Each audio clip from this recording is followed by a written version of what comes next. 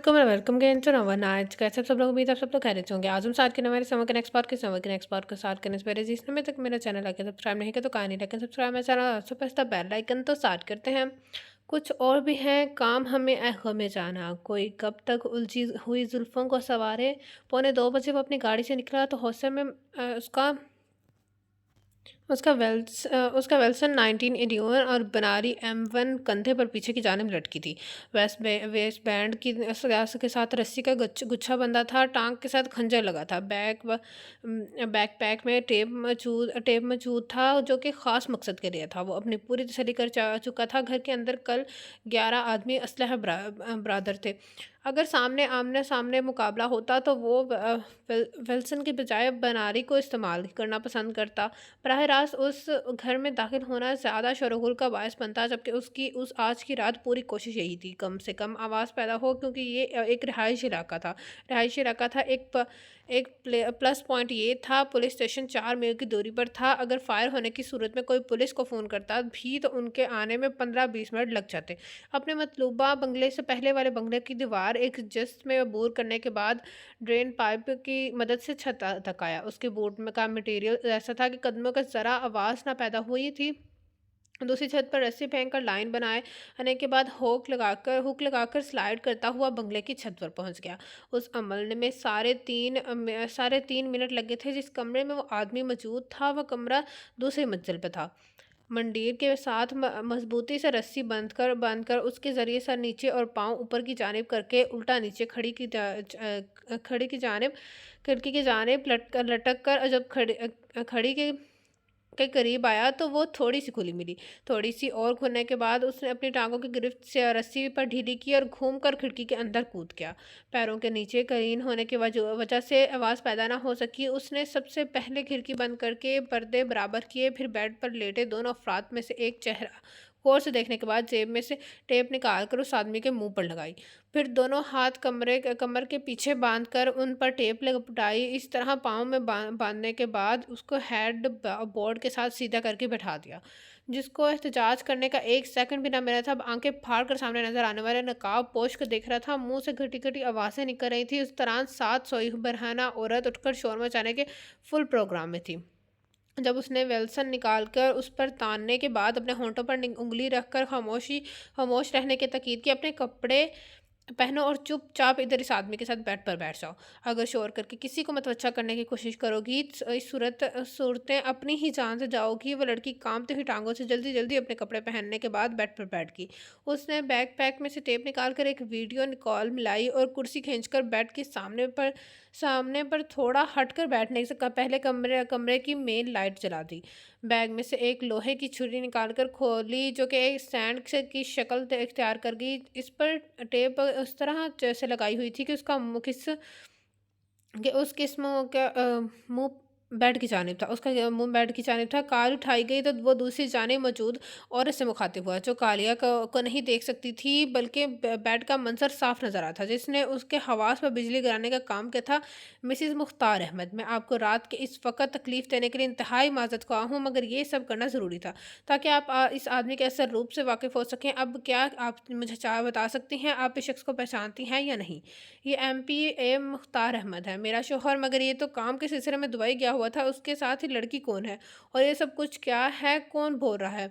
आपका शोहर दुबई में नहीं है, इस वक्त रावलपिंडी में मौजूद है। उसके साथ अक्स इसकी रखेल बैठी है। प्लीज़ इस औरत पर गुस्सा ना हो, वो तो कठपुतली है। मैं आपकी तवज्जो असल फनकार की जानिब दिलवाना चाहता हूँ। ये औरत जो उसके साथ मौजूद है ये ज़ोर ज़बरदस्ती नहीं बल्कि अपनी मर्ज़ी से यहाँ मौजूद है। उसके जैसी मज़ीद 3 और उस वक़्त इस घर में आपके शौहर के दोस्तों का साथ दे रही है। उनका भी पेट है, अपने अंदाज़ में कमा आ रही हैं। असल चीज़ जो है वो भी आपके सामने आ गई है। अगर बात आपकी बर्दाश्त से बाहर हो जाए तो आप ये कॉल बंद कर सकती हैं। फिर वो खुद मुख्तार अहमद से मुखातिब हुआ। मुख्तार अहमद, अगर तुम्हें याद हो तुम्हारा एक ड्राइवर था सिकंदर अली, 25-26 साल जवान तुम उसकी शादी पर भी गए थे, कुछ याद आ रहा है या नहीं? उसकी शादी के पूरे 1 माह बाद उसकी बीवी गायब हो गई थी। सिकंदर अली मदद के लिए सीधा तुम्हारे पास आया था। तुमने उसको वादे वईद बन सुनाकर रुखसत कर दिया, चूँकि तुमने एक से ज़्यादा मर्तबा सिकंदर के घर चक्कर लगाया था। बहाने-बहाने से उसकी बीवी का तज़किरा छेड़ते ज़िक्र छेड़े उस सब को की बिना पर सिकंदर अली का शक तुम पर गया था, और उसकी तस्दीक इस वक़्त हो गई जब उसने तुम्हारे खिलाफ पर्चा कटवाना चाहा तो किसी ने भी पर्चा नहीं काटा। उम बड़ी तग-दो के बाद अगर पर्चा दर्ज भी हुआ तो तुम्हारी एक फ़ोन कॉल ने वो ख़ारिज करवा दिया। वो बच्चा पिछले 2 माह से दर-दर की खाक छानकर इंसाफ़ ढूँढ रहा है, जो और जिसने इंसाफ़ देने के नाम पर वोट लिए थे, जो उसी सिकंदर अली के दिए गए टैक्स से तनख़्वाह लेकर पलता रहा है, उसी मुहाफ़िज़ ने जिनकी हिफ़ाज़त करने का हल्फ़ उठाया गया था, उन्हीं की बोटियाँ करके खा गया। बताओ, क्या तुमने सिकंदर की दोनों टाँगों पर गोलियाँ मरवा कर उसे मरने के लिए नहीं छोड़ा? तुम्हें इस बात की रखवाली है के लिए मुकर्रर किया गया, पर तुमने फूलों को खिलने से पहले ही नोच-नोच कर फेंकना शुरू कर दिया। बेगैरत इंसान, तेरी अपनी भी तो जवान बेटियाँ हैं, किस मुँह से उनके सामने जाता है? मैं तो तुमसे पहली और आखिरी मर्तबा पूछूँगा। सोच समझ कर जवाब जवाब देना, अगर जवाब मेरी मर्ज़ी का ना हुआ तो नताइज की ज़िम्मेदार खुद होगे। तुम खुद होगे। मुझे बताओ, सिकंदर अली की बीवी इस वक़्त कहाँ है? आगे बढ़कर उसने मुख्तार अहमद के मुँह पर लगी टेप ज़ोर से खींचकर उतार दी। टेप के साथ मुख्तार अली की मूँछों के कई बाल चिपक कर उतर गए। मगर मुँह खुलते ही उसने उंगलियाँ और धमकियों की भरमारी कर दी। तू जो कोई भी है, अगर आज इधर से ज़िंदा वापस नहीं जाएगा, ऐसी मौत मरेगा कि मौत पनाह माँगेगी। बात उसके मुँह में ही रहेगी। कारिया की सीधे हाथ का मुक्का उसके मुँह के पर सामने की जानिब इतनी ज़ोर का लगा था कि सामने 2 दाँत उड़कर 2 दूर गिर गए और नाक से लहू की फुहार बाहर निकली। 35-36 साला मुख्तार अहमद कराह कर पीछे को गिरा तो सर बोर्ड से टकरा गया। मिसिज़ मुख्तार, अब मैं ये कॉल बंद कर रहा हूँ। अब उम्मीद करता हूँ कि आप इस कौम के अज़ीम बेटी होने का सबूत देते हुए इस शख्स की मौत पर एक आंसू तक न बहाएँगे। बाकी की रिपोर्ट कल के अखबार और टीवी चैनल्स पर देख ली जाएगी। अल्लाह हाफ़िज़। उसने टेप वापस बैग में डाली और मुख्तार अहमद की तरफ आया, जो एक तरफ को लड़खड़ा कर कह रहा था, साले, ये मेरा मुल्क है, मेरा गरीब रोटी के लिए मर रहा है, और मेरा गरीब रोटी के लिए मरा है, और तुम्हारे साथ 3-3 सिक्योरिटी गाड़ियाँ होती हैं, 10 बंदे तुम्हारे आगे पीछे असलहा पे लेकर फिरते हैं। आज उन सब की मौजूदगी में तुझे मारूंगा। तेरे पाले हुए कुत्तों में से कोई भी एक भी तुझे बचाने वाला नहीं होगा। इसलिए अब के जवाब में सच बोलना। सिकंदर अली की बीवी कहाँ है? नीचे तहखाने में। एक मुक्के ने ही उसका सारा काम कर दिया था। कालिया ने उसको खींच कर बेड से उतार कर खड़ा किया, सोफे पर पड़ा तौलिया उसकी जानिब उछाला। उसके साथ अपना मुंह साफ करो और दरवाज़ा खोलकर मुझे तहखाने तक लेकर चलो। मेरे आदमी, तुम्हें एक दफ़ा फिर उसकी बात मुँह में रहेगी। काली ने उसके कंधे के दरमियान ऐसी ज़रब मारी थी, कड़क की आवाज़ के साथ ही मुख्तार अहमद तड़पने लगा। ज़मीन पर गिरा। काली ने फिर से उठाकर खड़ा कर दिया, आगे बढ़कर दरवाज़ा खोला, एक नज़र कमरे में मौजूद लड़की पर डाली और बोला, अगले आधे घंटे के अंदर यहाँ से निकल जाओ, पुलिस की रेड होनी है। मुख्तार अहमद तहखाने के रास्ते में एक रास्ता ही गया था, पर ना तो किसी कमरे का दरवाज़ा खुला, ना ही कोई गार्ड इधर को आया। या तो वो लोग सो गए हुए थे, या फिर बाहर ही फोकस था। तहखाने का लॉक बाहर से खोलकर अंदर कदम रखते ही कालिया की रीढ़ की हड्डी में सर्द लहर दौड़ गई। कमरे के दरमियान पंखे के दुपट्टा बांधकर इब्ने मरियम ने न जाने अपनी सजा ख़त्म कर ली थी या जिंदगी। वेल्सन को पीठ पीछे पैंट में सा को आगे बड़ा टांगों से थामकर लड़की को ऊंचा किया। चाकू निकालकर ऊपर से दुपट्टा काट दिया। जमीन पर डालकर नब्ज टोली तो एहसास हुआ न जाने कब की रुक चुकी है। एक दर्द की लहर पूरे तन बदन में फैली थी। उसके पास वक्त नहीं था। जल्दी से बेड में मैट्रेस की चादर खींचकर उसमें लाश लपेट कर कंधे पर डाले और मुख्तार अहमद की कनपट्टी पर पिस्टल तान कर बाहर को निकल गए। जो ही सेटिंग रूम में पाँव रखा, आगे से 3 लोग मिले। उससे पहले कि वो कोई कार्रवाई करते, कालिया ने दो की टांगों पर फायर किया और ऊंची आवाज में दहाड़ा, खबरदार, अगर गोली चलाने का सोचा भी तो इस आदमी की खोपड़ी उड़ा दूंगा। मुख्तार अहमद ने खुद ही किसी को भी गोली चलाने से मना कर दिया। मुख्तार की ही कार में पिछली सीट पर खामोश लड़की को डाला, आंखें मुख्तार को धक्का देकर फेंका, जिसकी चीखें उसकी सारी नौकरों की फौज ने सुनी। दूसरी दोनों गाड़ियों की टायर फायर करके नाकारा बनाने के बाद ड्राइविंग सीट संभाली। अगले 2 मिनट के अंदर गाड़ी उस हवा से बातें करती चली जा रही थी। एक हाथ से स्टीयरिंग को काबू कर रख कर दूसरे हाथ से काल मिलाई। दूसरी जानिब से जवाब आते ही बोला, मेरी गाड़ी वहां से गायब करवाएं और अगले 5 मिनट में तयशुदा मकाम पर पहुंच जाओ। सिकंदर अली को मैं वहां ले आए। 5 मिनट बाद और गाड़ी एक बरामदे में रुकी। वो बाहर निकला, तभी 2-3 आदमी अंधेरे में से निकलकर सामने आए। एक ने पिछली सीट पर मौजूद लाश को निकाला और वापस अंधेरे में गायब हो गया। काले ने मुख्तार अहमद की जानिब का दरवाज़ा खोला, जहाँ वो शलवार और बनियान में बेहाल सा बैठा कर राह रहा था। उससे अपनी गर्दन ऊपर नहीं हो उठाई जा रही थी, मगर मौत को बिल्कुल सामने देखकर वो बनाने लगा, मुझे मारो मत।" कालिया बैसाखी वाले जवान से मुखातिब हुआ, "मैं बड़ा शर्मिंदा हूँ, मुझे देर हो गई, मैं तुम्हारी बीवी को बचा सका नहीं बचा बचा नहीं सका हूँ। सिकंदर पर तुम्हारे मुजरिम को तुम्हारे सामने ले आया हूँ, उसके साथ जो चाहो सलूक कर लो। तुम्हारे पास 2 मिनट का वक़्त है, उसके बाद यहाँ पर रुकना खतरनाक है।" साथ ही उसने अपना सिकंदर के पास रख दिया। सर बाअज़मत औरत के बाअज़मत औरत के सर से दुपट्टा उतारा जाना ही उसकी मौत से कम अज़ियत का अमल नहीं होता। तो माँ न जाने कितनी बार मरी होगी, अब तो वह सुकून की नींद सो गई है। मेरे हाथ उस हथियार को वज़न उठाने से इनकारी हैं सर, मैं चाहता हूँ आप इसको ज़िंदा ना छोड़ें। सिकंदर ने पिस्टल वापस काले की जानिब बढ़ा दी। उसने फ़कत एक पल को सिकंदर की आँखों में तहरते गम को देखा था। फ़िज़ा में एक गोली की आवाज़ गूंजी, उसके बाद खामोशी को पुलिस के सारे ने तोड़ा। गुज़रने वाली रात सारे के लिए आगाही की रात साबित हुई थी। उसने वो सब कुछ उस आदमी की ज़ुबान से सुना था, जिसके बारे में तसव्वुर में भी ना सोचा था। वो इस कदर दूर होकर इतना करीब कैसे था? उसके ख़्याल में था कालिया कोई छोटा-मोटा क्रिमिनल होगा, मगर अब इदराक हुआ वो छोटा-मोटा वारदात या नहीं, बल्कि कोई बड़ा बहुत बड़ी बला है। अभी तक हैरत से उसका दिमाग नम था। बेख्तियार याददाश्त के पर्दे पर एक के बाद एक फ़िल्म चलती जा रही थी। कारी की हर बात की तस्दीक करने वाले वो वाक़यात थे, जो ज़ाले की छोटी उम्र से लेकर जवानी तक उसके गिर्द नुमा होते आए थे। हर हर साल सालगिरह वाले दिन एक डाक के ज़रिए हमेशा बड़ा कीमती सा गिफ्ट मौसूल होता। वो डाक कभी भी घर के पते पर नहीं आई थी, हमेशा स्कूल और कॉलेज में बराह रास्त होती। पहले पहल उसने समझा शायद उसकी कज़न वगैरह सरप्राइज़ देने को ऐसा करती हैं, मगर जब घर में ज़िक्र करने पर हर दफ़ा ताई एक तूफ़ान खड़ा कर देती हैं, उसने घर पर बताना छोड़ दिया। बाहर ही रैपर खोलकर गिफ्ट अपने बैग में छुपाकर घर जाने पर बुआ को छुपाने के लिए दे देती। उन चीज़ों को निकाल कर देखने का मौका उस वक़्त ही मिलता, जब ताई माँ या तो कोई घर पर ना होता, या सब सो रहे होते, वरना 100 तरह के सवाल होते। ये सब कहाँ से आया? ताई का सारा शक अपने शौहर पर जाता। यकीनन वो बीवी से छुप कर भतीजी को ज्वेलरी, पेन गेम्स वगैरह लेकर देता होगा। वक़्त इस तरह गुज़रता गया, पर आज से पहले ये राज़ ही था कि वो कौन होगा, जो ये सब कुछ भेजता होगा। कालिया की बातों ने इतना यकीन दे दिया, वो ही होगा। मगर क्यों? वो उसका क्या लगता है कि उस निकाह से पहले भी दोनों के दरमियान कोई ताल्लुक था, जिससे वो लाइलम थी। होता है ना कोई कई फ़िल्मों में बचपन का मंगेतर या निकाह, मगर ऐसा कैसे हो सकता है? वो उसके बारे में इतना कुछ जानता हो, पर उसके सामने ना आया हो। क्यों? सोच-सोच कर उसके दिमाग का रायता बन रहा था। वो सारे पल भी असपर थे, जब दिल को 100% यकीन हुई नज़र उसको वो सीख रही थी। लोई नज़र उसको सीख रही थी। वो अपने चारों ओर नज़र दौड़ाकर बार-बार देखा करती, पर कोई ऐसा फ़र्द नज़र ना आता जो चुटकी बाँधे उसको देखता पाया जाता। पर यह एहसास जाता भी ना था। वक़्त के साथ उसने ये बात तस्लीम की थी। ज़रूर उसके साथ कोई साइकोलॉजी मसला है, ये सब उसके अपने वही दिमाग की इजाद है। वरना कौन ऐसा फ़ारिग इंसान होगा जो उसको गिफ्ट भेजे, दूर से देखने पर सामने ना आए। आखिरी बार जब स्कूल पार्सल वसूल हुआ था, वो सरकारी अस्पताल इमारत से निकलकर अपनी गाड़ी की जानिब जा रही थी, जहाँ ड्राइवर उसके इंतज़ार में था। पार्सल उसी अंदाज में उसके तक आया था, जिसे कल शेरबख्त के ज़रिए दिया गया था। उसको खुद पर नदामत हुई, ये बात मेरे अपने दिमाग में क्यों नहीं आई? ये सब तो मैं तो ये सब मैं भी तो सोच सकती थी, मगर असल बात ये थी अब कि आगे होना था। क्या उसको काले की कही बात पर अमल करके चुपचाप यहाँ पर नई ज़िंदगी शुरू करनी चाहिए, या उसको उसने सुने बगैर वापस अपने घर चले जाना चाहिए? उसको किसी पर पुरखलूस दोस्त की ज़रूरत महसूस हुई, तो बेख्तियार ध्यान ज़ैनब की जानिब चला गया।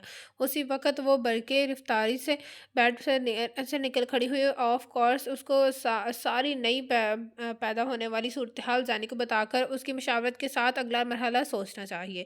आखिर वो ही एक पुरखलूस साथी थी, जिसने बगैर किसी गर्ज़ और लालच के उसकी इतनी मदद की थी। कोई कसर नहीं रहने दी थी। इतना तो कोई उसका सगा बहन-भाई होता तो वो भी शायद नहीं करता। नमाज़ पढ़कर बाहर निकली तो वो हर तरफ धुंध का राज था। उसने झड़झड़ी लेकर वापस कमरे में मोड़ लिया। वर्षे के हीटर ने कमरे की जन्नत को जन्नत बना दिया था।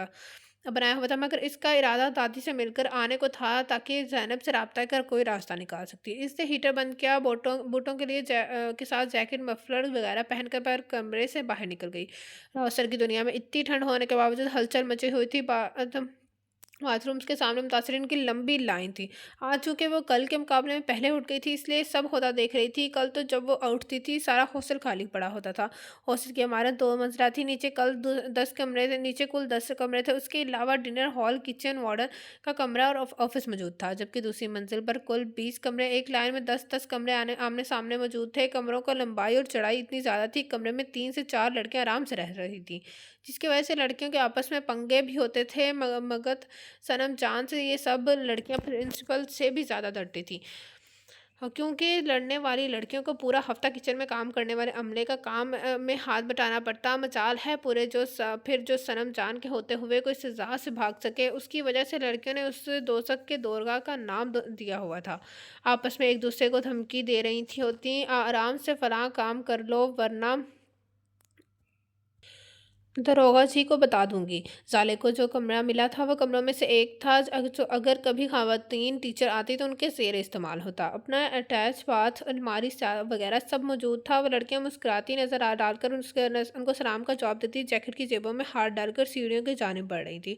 जब वर्षा रोशाना आने और उनके ग्रुप की आवाज़ पर मुड़ी। क्या है भाई, कुछ क्यों शोर करी हो? डॉक्टर आप ही नीचे, आपका मरीज आप मौजूद है। मेरा मरीज क्या मतलब हुआ? वर्षा ने उसको अपनी तरफ ही करने आने का इशारा कर दिया। अगर आकर अपनी गुनाहगार आंखों से देख नहीं, इतनी सुबह तो कोई अपनी माशूक के लिए भी बिस्तर न छोड़े, पर वो कल भी आपके उठने से पहले आकर बैठ गया था। वर्षा की बच्ची ना जाने क्या क्या बोल रही हो। आगे आकर मंडीर से गर्दन निकाल कर गेट की जानिब देखा। चौकीदार के साथ बैठकर आग सेकने वाली हस्ती पर नजर पड़ी तो एहसास हुआ वो तो बिल्कुल उसके जहन से निकल चुका था। अरे शेर वक्त इतनी सुबह क्यों आ गया?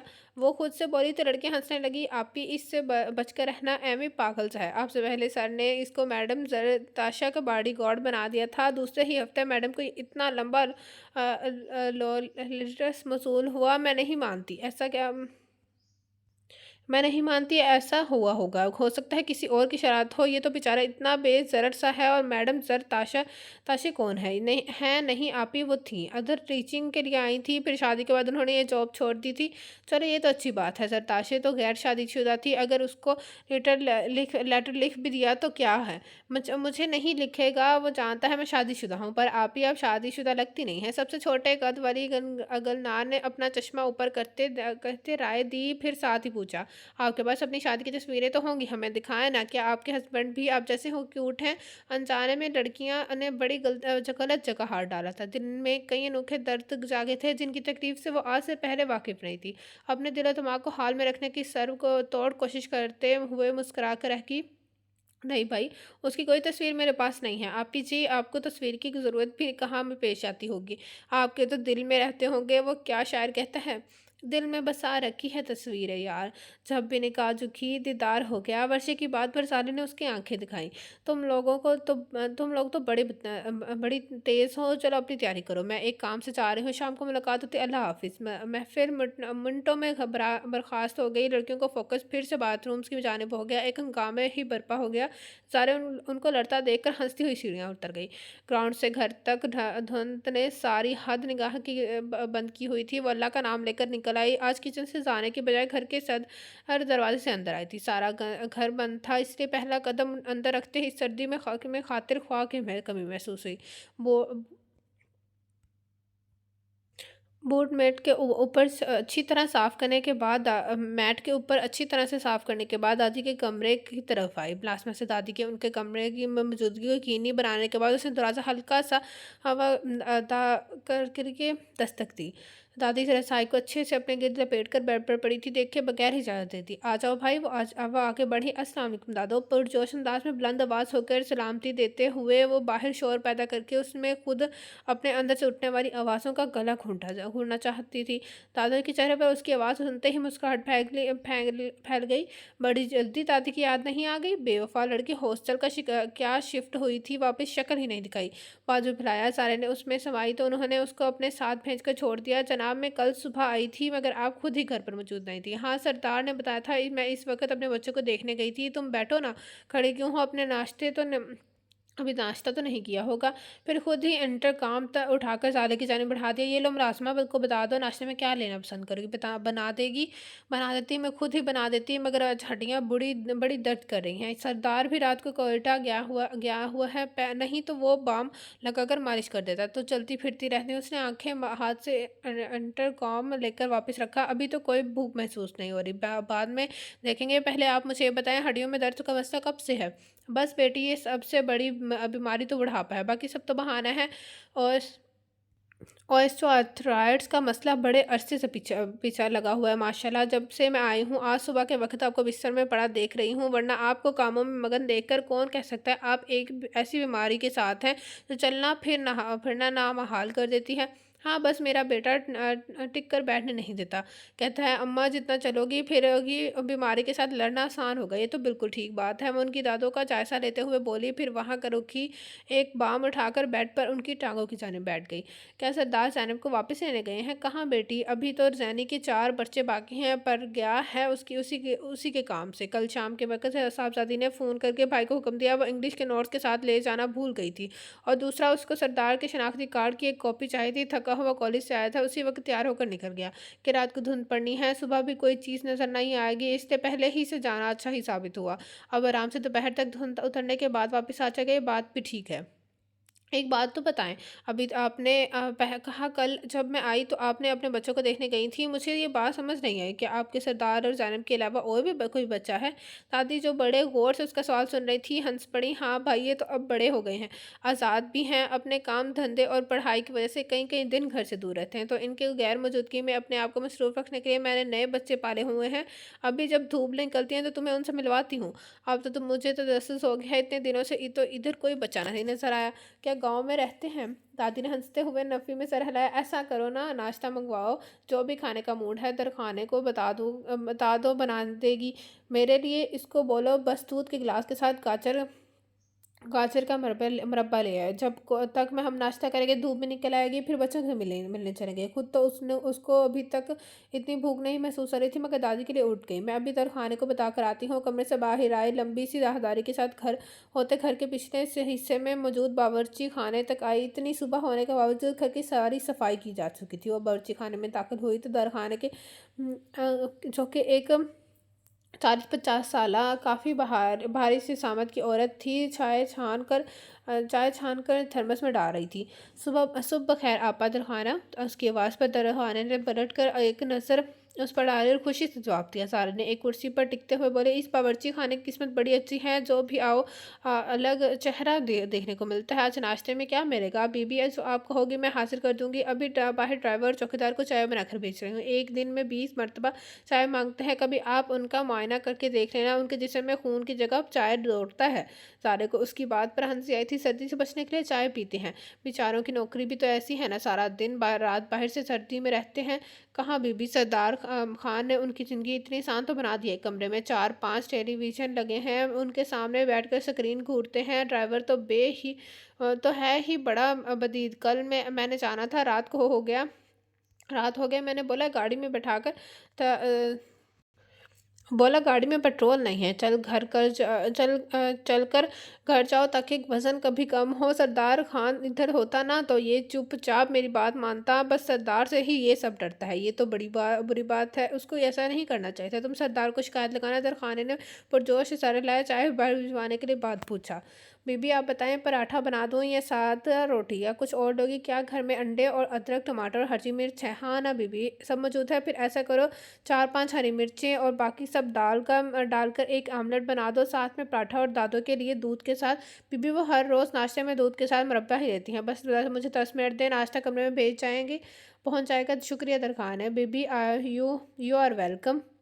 साले जो बाहर निकल रही थी हैरत से मुड़ी। अरे वाह दरखाने, तुम्हें तो अंग्रेज़ी आती है। दरखाने ने शर्माते हुए बोली, बीबी ज़ैनी बीबी, मुझे अंग्रेज़ी के चंद लफ्ज़ सिखाए हैं। जैसे जब कोई शुक्रिया बोले तो कहना है यू आर वेलकम, जब कोई कहे खाना बहुत अच्छा बना है तब कहना है थैंक यू, और जब कोई बोले दरखाने तुम बहुत वक्त खूबसूरत है तो तब उसको कहना है यू शट अप। जब कोई ये कहे दरखाने आई लव यू, उसको कहना है गो टू हेल। ज़ाले हंसती हुई चली गई। ये ज़ैनी भी ना ज़ैनी तुम्हारा आज का पेपर कैसा हुआ? ज़ैनी ने बड़ी बुरी तरह से सवाल पूछने वाली को घूरा। तुम अगर बोल रही हो तो मैं याद करवा दूँ, जब कोई मेरे से सवाल करता है तो मेरा जी चाहता है अगले को वट्टा ही मार दूँ। जब मैं पेपर दे लूँ तो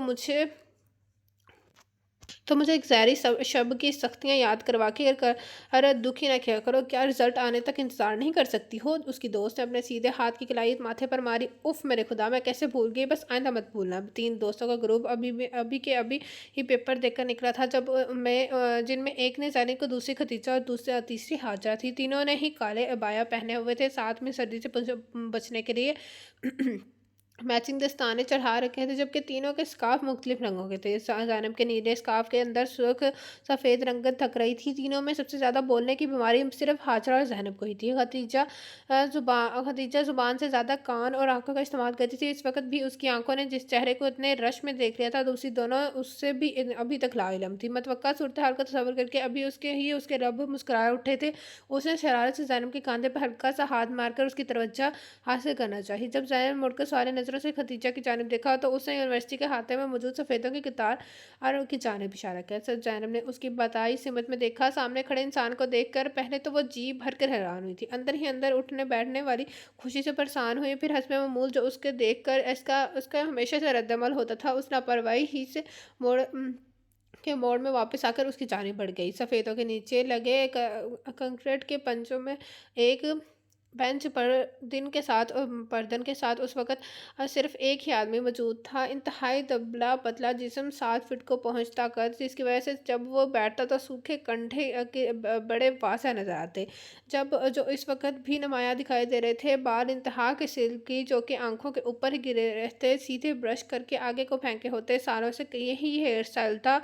चेहरे पर कहीं-कहीं निकला एक आधा दाना वहाँ से जिल्द को सुर्ख लाल करता। वैसे उसका रंग चाइनियों जैसा सफ़ेद ही था। आँखों पर गोल फ्रेम वाली न्यू रंग की नज़र आने वाली ऐनक, बुनियादी तौर पर वो एक अज़बक कबीले का फ़र्द था। चेहरे के आधे नकूश अज़बक लोगों जैसे थे, क्योंकि उसका बाप अज़बक और माँ चाइनी थी। ननिहाल मुल्क के रफ से उसका नाक, रंगत और मुस्कुराहट मिली हुई थी। आँखें पूरी अपने कबीले पर थी। कद ना जाने किस पर चला गया था। और पिछले 1 घंटे से इतने ठंड के बावजूद कंक्रीट के बेंच पर बैठकर जिसका इंतज़ार कर रहा था, जब वो अपनी तरफ आती दिखाई दी, उसका बस नहीं चाह रहा था कहाँ छुपता। नज़रें हर तरफ घूम रही थी, पर जिधर से रुके रखने की कोशिश कर रहा था, आखिर में उसी की जानिब जाते।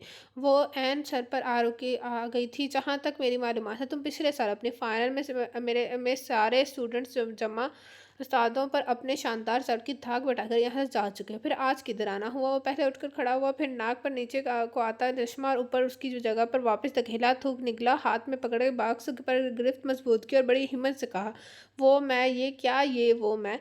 वो उसकी जानिब ना देखने में चक्कर में आगे पीछे दाएं बाएं हर तरफ देख रहा था। आम रूटीन में उस पर ऐसी बौखलाहट कभी तारी नहीं होती थी। खुदा की पनाह में वो एक इंटरनेशनल कंपनी में आला ओहदे पर काम कर रहा था। अपनी सारी टॉप क्लास का तालिब इल्म कम गोवा शुरू से होता था, मगर इस लड़की के सामने आते ही ज़ुबान को तालों का साथ छोड़ने से इनकारी हो जाती। उसने मज़ीद कुछ कहने का इरादा तर्क करते हुए हाथ में पकड़ा प्लास्टिक का बॉक्स सैनी की जानिब बढ़ा दिया। उसने बॉक्स पकड़कर जायज़ा लिया तो बॉक्स के ऊपर एक चट लगी हुई थी। मैंने एक डिश बनानी सीखी है, पहली दफ़ा बनाई तो तुम्हारे लिए लेकर आया हूँ, प्लीज़ फेंकना मत। ज़ैनब ने उसको घूरा, फिर बेंच पर बैठकर बॉक्स को खोलने लगी। उबले चावलों पर कोफ्ते का सालन था, साथ में एक तरफ रायता। ज़ैनब की भूख चमक गई। क्या ये सब तुमने बनाया है? दूसरी जानब बस सर हिलाने पर इत्तफ़ाक़ किया गया। अंदर रखा फ़ोर्क उठाकर खाने लगी। 1 2 3 फिर 3 4 5 नवाले बगैर ब्रेक के अंदर गए। अभी सांस लेने को रुकी ही थी जब कोला की बोतल सामने की गई। उसे थाम कर मुँह से लगा दी। ये जो मैंने इतने मज़े से खा रही हूँ, ज़्यादा खुश मत होना। खाना कोई ख़ास नहीं है, मुझे भूख बहुत लगी हुई है। अबैक के होंठ एक तरफ से ज़रा सा फैल कर सीधे हो गए। बोला, अब भी कुछ नहीं। बेंच का क्या एक एंड पर वो बैठी खाने पर टूटी हुई थी। उसी बेंच के दूसरे किनारे पर वो सिमट कर बैठा और सामने आते जाते लोगों को देख रहा था। मेरे ऑफिस की टेक की डिपार्टमेंट में इस साल इंटर्नशिप पर 4 लोग लिए जा रहे हैं। मैंने जैनब नाम की दरख्वास्त दी थी। बास की ईमेल आज कल में आ जानी है। चाहिए क्या क्या कह रहे हो? ज़रा फिर से बोलो। जैनब को तो अच्छू लगता रह गया। मेरे नाम की दरख्वास्त दी थी, मेरे से पूछे बगैर मैं क्यों करूँगी तुम्हारे वाले ऑफिस में काम, किया और इरादे ख़त्म हो गए हैं क्या? ये क्या हरकत है? जॉब करना ज़रूरी नहीं है, इनकार करने की पूरी पूरी गुंजाइश है, ज़बरदस्ती नहीं है। उसकी जानिब देखने से पूरी तरह इज्तनाब बरतते हुए वो अपनी बात मुकम्मल कर रहा था। जो सवाल मैं कर रही हूँ पहले उसका जवाब दो। मगर जवाब बिल्कुल और सिमत में आया, मैंने एक घर खरीदा है तो मैं क्या करूँ? मैं सोच रहा हूँ कमरे में जिम जो होना चाहिए। हाँ क्यों नहीं, इतने बड़े बॉडी बिल्डर हो, बनाओ जिम और किसी दिन ऐसे ही किसी डंबल के नीचे आकर शहीद हो जाना। मेरे तोते को कल से बुखार आया हुआ है, डॉक्टर को दिखाओ। मुझे क्यों बता रहे हो? वो कहता है सैनी से मिलना है, उसकी इतनी जुर्रत गर्दन मड़ोड़ दूंगी। और उसकी इन इनके ही बातों पर हर बात समझ आती थी और वो उसकी हर बात सुनकर भी ऐसे बन जाता जैसे सुना ही नहीं था। मेरे बरादरी वाले अब मुझे कबूल करने को तैयार हैं क्योंकि मेरे बाप की मुसलमान बीवी से कोई औलाद नहीं हुई। बुढ़ापे में अब वो गैर मुस्लिम औरत से जन्म लेने वाले बेटे को बेटा मानने को तैयार है। मुझे पिछले 1 माह में 3 खत मिले हैं। मैं उस बात से लाइलम हूँ उनको मेरा पता किसने दिया है, मगर वो चाहते हैं अब मैं उन लोगों के साथ रहूँ। ज़ैनब चावल ख़त्म कर चुकी थी, बॉक्स बंद करके बेंच पर रखा, जेब से टिश्यू निकाल कर मुँह साफ़ करते हुए बोली, दुनिया में बड़े बड़े अजीब हादसे रोनुमा होते हैं। पिछले दिनों एक लड़की मिली है जिसको अपने शोहर का नाम ही नहीं मालूम। अब तुम आ गए हो जिसको सारी उम्र बाप ने चाइना वाली औरत के हवाले की वजह से खुद से दूर हौसलों में डाले रखा। अब अचानक प्यार आ गया तो भाई जाओ लो आशीर्वाद अपनी दूसरी माँ का। मेरा तो बाप ही नहीं तुम्हें पहली दफ़ा मिल रहा है, जाके जाकर गले लगा लो। अब तुम्हारी उम्र ही कितनी बची है? बुढ़ापे को सीढ़ियाँ पार कर गए, अभी तुम्हें सदियाँ बीत गई हैं। 4 दिन खुदमतें करवाना तुम्हारा हक बनता है। और सच्ची बात है, चाहे जितने मर्जी तुम मिस्टर जीनियस हो जाओ, किसी लड़की के भी माँ बाप तुम्हें इस तरह अपनी लड़की को हाथ नहीं देंगे। बाप की पुष्पनाही चाहिए ही होती है, ख़ास कर हमारे माशरे में। अगर मैं शादी चीन में ही करूँगा। अब ज़रूर करना तुम्हारी शादी, तुम्हारी मर्ज़ी, किसी का बाप भी नहीं रोकेगा। वो उठकर खड़ा हो गया, जाने की नज़र सीधी नीली जीन्स की खन से बांचों पर पड़ी। नीली ही शर्ट के ऊपर मैरून ऊनी जम्पर था। मैं लंच ब्रेक पर हूँ। इंटर्नशिप से इंसान को अच्छा तजुर्बा मिलता है, कर लेनी चाहिए। बेंच पर रखा बॉक्स उठाकर अपने बैग में रखा और बैग में से एक कबाब निकाल कर बेंच पर रखी। सैम ने किताब का सर्व पढ़ा। How to prepare for any interview. किसी गोरे राइटर की थी। तुम्हें मैं इतनी नालायक लगती हूँ? ये तो अब बस एज़ाए फॉर्मेलिटी है। मुझे इस किताब से मदद मिली थी इसलिए ले आया हूँ। अभी चलता हूँ, फ़ी मान अल्लाह। माथे पर उससे बाल लग झटक कर एक नज़र जैनब पर डाली और वहाँ से फरार हो गया। जैनब उठकर कैंटीन की जानब आ गई। माँ हाजरा उसके करीब आने पर शुरू हो गई। हर दफ़ा वो गरीब तुम्हारे लिए कुछ ना कुछ लेकर ही आता है। बंदा जवाब में और कुछ नहीं तो एक गिलास पानी का ही पूछ लेता है। उसके हाथ टूटे तो नहीं है? बैग में जहाँ तक इतना इल्म गलब अब लेकर फिरता है वहाँ पानी भी होता होगा। वो दोनों किताब के नाम पर मुतजब हुई। भाई शायर की किताब देता तो समझ भी आता, ये क्या उठा कर ले आया है? हाजरा की बात पर खदीजा ने कहा, अगर शायरी की किताब लाता तो यहाँ से जिंदा वापस ना जा पाता। जैनी ने वो किताब बैग में ठूंसते हुए दोनों की मालूमात में इजाफा किया। मौसूफ ने मेरे लिए अपने ऑफिस में इंटर्नशिप की दरख्वास्त दी हुई है। ओह बेचारा, ये तो पक्का मरेगा। हाजरा ने अफसोस में गर्दन को पंडोलियम की तरह हिलाया। खदीजा ने भी पूरा पूरा इत्तेफाक करते हुए कहा, बस जी, अल्लाह मर्द आहन के हाल पर अपनी रहमत करे। बुरी जगह गिरा है। बड़े बड़े बहादुर लोग तारीख की गहराइयों में बैठे हैं, पर ये शख्स जिस जहर का प्याला पीकर शहीदों में नाम लिखवाने वाला है, ये काम कोई चीनी माल ही कर सकता है। सैनब ने खदीजा के कंधे पर एक धप रसीद की। बस हो जाओ शुरू, फप्पे घुटने। अब दे उठने का कोई प्रोग्राम भी है? हाल हैं कल पर्चे पर इसी मर्द आहन के कसीदे लिख कर आना है। तीनों उठकर हौसर की जाने बढ़ गई। तो ये था आज के नॉवल के पार्ट का। कैसा लगा आप सबको नॉवल कमेंट बॉक्स में जरूर बताएगा। जिसने अभी तक मेरा चैनल लाइक सब्सक्राइब नहीं किया तो कहानी लाइक सब्सक्राइब मेरा चैनल सुपर बेल आइकन। आप लोगों से मुलाकात होगी कल इस नॉवल के नेक्स्ट पार्ट के साथ। अल्लाह हाफिज़।